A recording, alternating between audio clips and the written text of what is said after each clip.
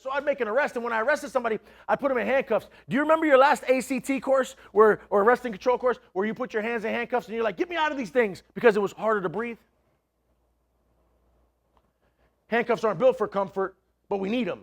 And until we can find something else that's safe, we're going to keep on putting that pressure on people. I get it. But I never thought about that pressure. Never bothered me.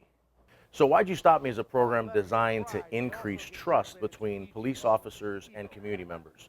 Our program is designed to help people seek to better understand those that they may not quite understand in an effort to reduce acts of violence between police and the public. And we do that through an empowerment training system which trains both police officers and community members to a similar message of peace. We want everybody to understand that these people are the force multiplication system. They're your backup, not a deputy. I can prove it time and time again. They are your backup. And unfortunately, in some of the inner city communities, until you get to know them, they will cuss you out, but they are your backup. I was a police officer in Long Beach, and as a police officer in Long Beach, I got myself into some trouble early on in my career. Working and operating in what some people would consider that gray area of in or out of policy got me into trouble, and I was unfortunately disciplined, or fortunately disciplined. The truth was, I was breaking down a community that I swore to uphold and protect. And as doing that, I had to learn the hard way that when we treat all humans the best, we have a bunch of great outcomes. And so I was able to convert and be able to treat people the best. Many are called, but few are chosen. The reason few are chosen is because few step up. But you guys are the ones that step up. That's why you're here. You have chosen to step up. Now you're no longer the same. You're no longer the same. You are now, you hold the standard. Charles Miles is one of our community champions, and what Charles does is he takes his experiences that are different from the experiences of a police officer, and he explains to police officers what the community perspective actually looks and feels like. It's really incredible to have a community member in the room because that community member hasn't learned everything that a police officer has. Therefore, the community member is able to act in different ways. Because if you become empty in all these things right here and you're trying to help people, from an empty place, what are you giving off? You're giving off that emptiness. And when engaging community, which is his primary responsibility, he shows community members the importance of giving police officers a little bit of leeway and allowing them some time to explain themselves. The reason we do this thing right here for our procedural justice, because if we can remember to hold on to these pillars, we'll be more fair in how we deal and how we help people. The value of our community champion team and the value of Charles Miles is unable to I can't put a number on that value.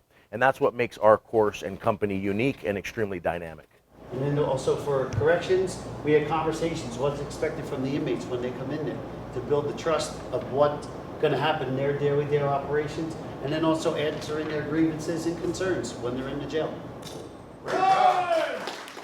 So we have multiple trainings. What we do is we take community policing in the 21st century and we show different levels in the community how to embrace conflict.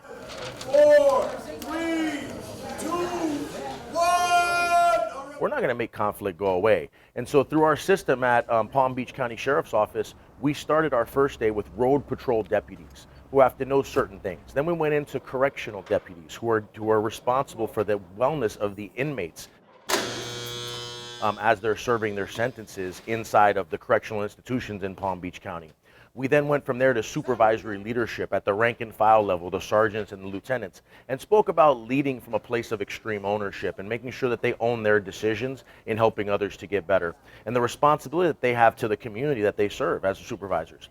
We then today are here speaking with the new hires that are going to be going into the road patrol side and also going into the correction side.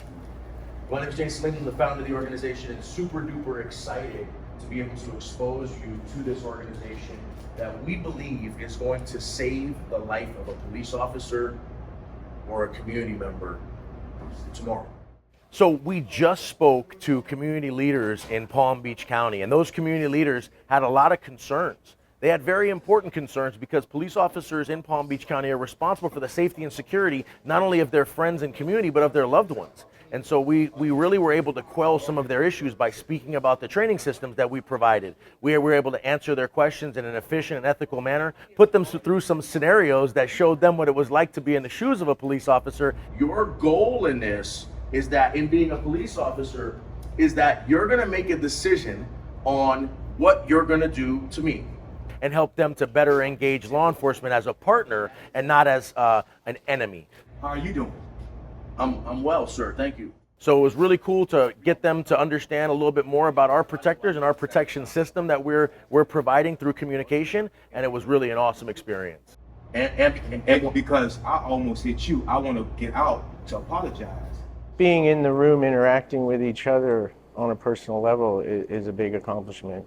Just getting these people to volunteer their time and come in and spend a Saturday with us doing this training is a big accomplishment and a testament that they truly are community leaders.